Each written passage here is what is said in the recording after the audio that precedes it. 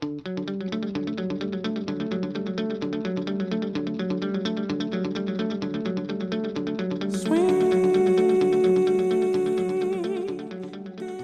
been doing Push Talks since 1992, when we were first invited in by a school, because we were becoming quite big as a website, or in those days just as a series of books.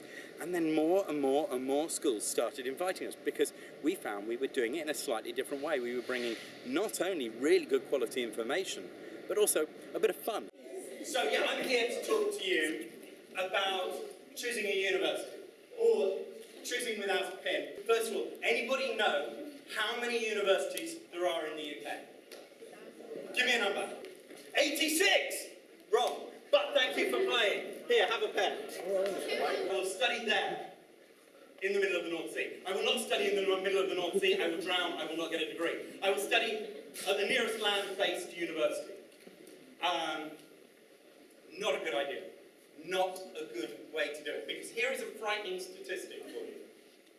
1 in 7 students in the UK drops out or fails. Every person has their own reasons. But there is one key thing that many of them have in common.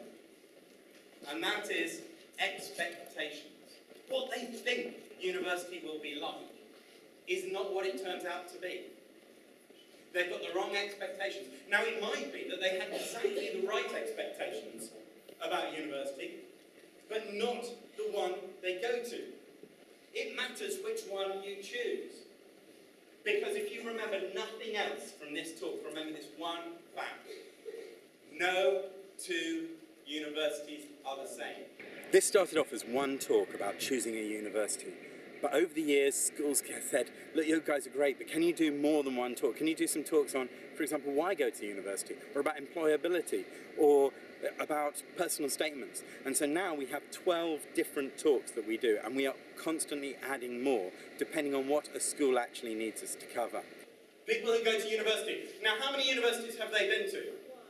One. And they say, oh, they're all the same. That's like eating a sandwich and saying, yeah, all sandwiches are the same. No, they're not. Of course they're not. But of course, you could just choose the best university. Anybody know which is the best university in the country? There is no such thing as the best university. There's no such thing. I can prove this. Now, I want you to think about league tables, but only one league table. One league table and one league table alone. And that is your league table. I know most of you put your hands up that you intend to go to university. But why would you want to do this? Why would you want to go to university? There are many good reasons. There's career. There's money. Over the course of your life, if you go to university, you will, on average, earn £100,000 over your life. More than somebody who doesn't go to university. There are many who will earn not a single penny more than they would have done if they hadn't gone to university. But it might still be worth going to university for them, because the job that they do might be the job they want, rather than the job they have to take. But you don't have to. Most of the world does not go to university. There are some careers you can't do without going to university. You want to be a doctor? Quite a few. You guys, just in case you didn't realise, you need to study, and there's a particular subject you need to study. You have to study medicine at university. I think we're all quite pleased about that. I don't want to be in an operating theatre one day and turning to the doctor who's about to put me under and saying, so where did you study? Me? Study? No, I'm just good at the needlework. Not what you want to hear. There are quite a lot of careers out there that you don't have to study something particular. Teaching. You don't have to study teaching. Or you do, but not to start with. Law. You don't have to start by studying law to be a lawyer. I thought the presentation was great. It was motivational. It got them thinking. If you're worried about your choice of university, you have missed the big picture. What I'm saying is, in the end, you shouldn't be worried. You should be excited about a choice of university. Anyway, when should you start to, in that case, think about it? Let's say think about it, rather than worry. Anybody know the deadline? January is technically correct, but September, I would say actually October is the real deadline. Anything, if you leave it till January, it's like turning up to a party late. All the drink has gone. It's quite fun, it's quite informal, but all of the information that a student is going to need when they are applying is there. So I think you've got a good mix and a good balance of keeping the students engaged and entertained and informing them at the same time. What do I enjoy?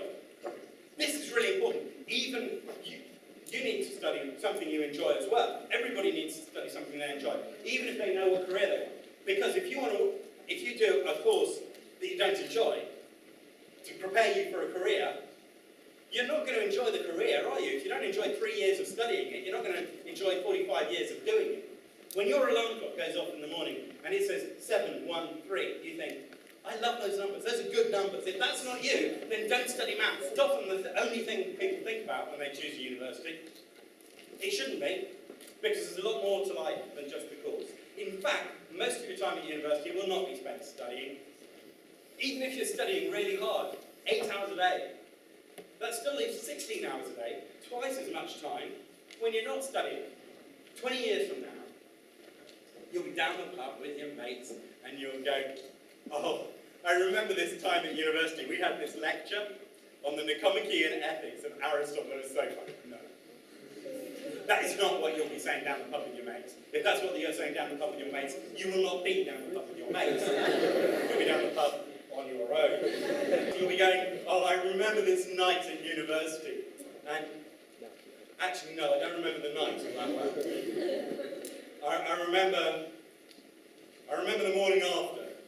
I remember waking up with demolition workers in my forehead, and my tongue felt like one of Gandhi's flip-flops. And there was a policeman's helmet in my bed, and there was a policeman still in it, you know, whatever. We can either say things that a teacher can't, or even if we're saying the same things, we get listened to because we're from outside. And to be honest, we're saying it in a funny way. We're saying it entertainingly. And that's really important, because going to university, for most people, it is fun. It should be fun. I can look back on my life and say, those are my best bits. It's like seeing, you know, the video of your best bits just before you copy it. You know, I get to think back on what were the highlights. And for many people at university, if they choose the right place, it will be an incredibly rewarding experience. And I have identified 8 factors. 8 factors that really home in on that other time at university when you're not studying. Where in the country do you want to study? Now, I don't know about you guys. Maybe you love your parents very much. You can barely bear to be parted from them to be here today. Maybe the umbilical cord has not yet been cut, I don't know. If that is the case, then obviously you're going to want to study at a local university. Also, maybe that's not what you want to do. You don't want to live at home. Maybe, and many people think like this, you think about your parents and you think, I have lived with these 2 people for the last 17 years. I never chose to live with them in the first place. I would like to get as far away from them as I possibly can. If that is you, you might think, right, I'm going to study on a remote island off the west coast of Scotland. There is no right answer to this, by the way. No 2 universities are the same. No 2 people are the same. Whichever university is right for you may not be right for someone else. We can talk more independently, more expertly, because we visit every university in the country, and we can connect what we're doing with an ongoing activity. You might study economics at LSE, which is just off the Aldwych in central London. You've got the theatres, you've got the nightclubs, you've got the buses, you've got everything that London has to offer right there on your doorstep. It is going to be a fundamentally different experience from studying economics in a field in Staffordshire. It doesn't mean it's worse, it means it's different. And some of you will thrive in the intensity of Cambridge, some of you will thrive in the more laid-back atmosphere of Lamberton, or somewhere else. When it comes to being a student, money is a 4-letter word. So, okay, money is a 5-letter word. Debt.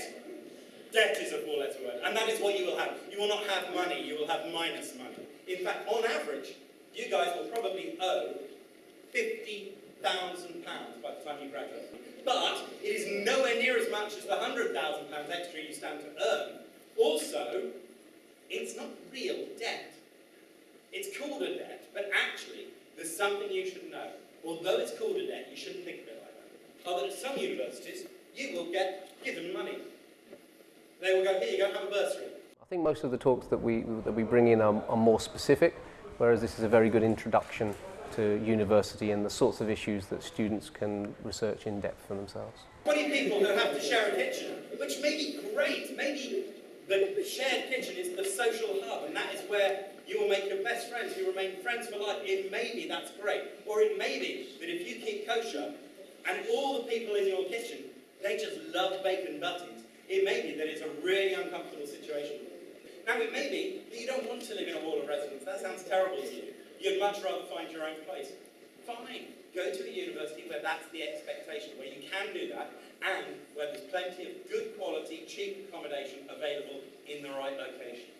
I don't know what you guys like doing for fun. Anybody like clubbing? Yeah? A couple of raised eyebrows. Yeah, I like clubbing, but I'm not going to say so. I'm talking about night clubbing, not baby seals, by the way. Or maybe clubbing's not your idea of fun. Maybe your idea of fun is hunting on the river, having a picnic on the banks, under a willow, with your teddy bear under your arm and your sensitive friend. It's often a good idea to work out where are the entertainments that appeal to you. But often the best entertainments are not what's available in the local town. It's what's available at the university. Anybody here like sport, for example? Yeah, we've got quite a few people into sport. If you're into sport, you could do a lot worse than go to Loughborough University. Loughborough is famous for its sport. Loughborough, little known fact, at the last Olympics, 1 in 4 of the British Olympic team either had studied at Loughborough University or were still studying at Loughborough University. But also, there are some universities which have no sports facilities at all. Whatever your interests, however strange, and it could be drama, it could be sport, it could be music, it could be politics, it could be religion, it could be anything. At some university, there are probably other people who share your interests, and they have got together and they've called themselves a club, or a team. But not every university. You might have health problems, you might have financial problems, you might have legal problems, you might have emotional problems, you might have academic problems. Make sure that when you go to university, your special needs are catered for. However good the team you have got, they cannot know every university in the country. What they do know is where to find out the answers to those questions, so they can point you in the right direction. So they're a good place to start the search and a bad place to end it. The universities have changed so much in the last 5 years, let alone the last 25 years. They are unrecognisable. So your parents' information will be out of date. As always with the internet, be careful what you're looking at. May not be reliable, may not be up to date, may be biased. You might go to one university and say, this is the place for me. Next week you go to another university, you go, what was I thinking? This is the place for me. And the next week you go to another and you think, no, I prefer that one. But you can't go to every university in the country. So I've got these 2 websites I just wanted to talk about very quickly to suggest that you might want to take a look at these, because these will help you work out which universities to shortlist, which ones to go and visit. It's compared all the universities on my list and said, right, which of these is the best match? If it's a good match, bumps it up the list, bad match, bumps it down. So now my favourite university should be the University of Edinburgh, according to what I've said. Is a form for you to complete so that you can register with both these sites at the same time. That doesn't commit you to anything, doesn't cost anything. The only thing that, the advantage of doing that is that you will get an email about once a month. We won't spam you, about once a month, that will help you through the process of applying to university. Remind you of deadlines and give you tips when those deadlines are coming up about what to do about it. It's great when they come and they laugh and they enjoy the talks. It's even better when you've handed out feedback and they've said initially they weren't thinking about going to university, and now because of your talk they are thinking about going to university, and that's very nice. It feels very rewarding. In the meantime, thank you very much indeed, and leave your forms on the grand piano as you go out.